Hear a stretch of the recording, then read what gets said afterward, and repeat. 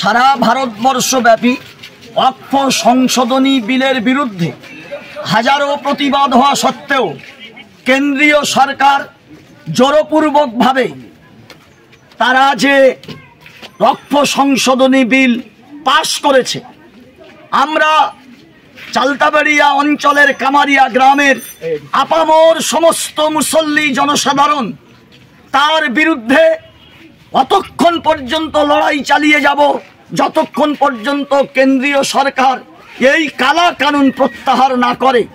অতএব আমাদের এই সংগ্রাম চলছে, চলবে, সংগ্রাম চলছে। কেন্দ্রীয় সরকারের কালা কানুন মানছি না, মুসলিমদের বিরুদ্ধে ওয়াকফ সংশোধনী বিল মানছি না, কেন্দ্রীয় সরকারের ওয়াকফ সংশোধনী বিলের বিরুদ্ধে আমাদের সংগ্রাম চলছে।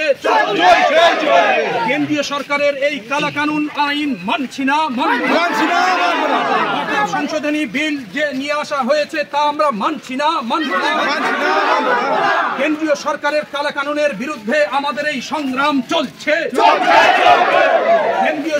কেন্দ্রীয় সরকারের আমাদের এই ওয়াকফ সম্পত্তির বিরুদ্ধে কালা কানুনের বিরুদ্ধে আমাদের এই সংগ্রাম চলছে, সংগ্রাম চলছে।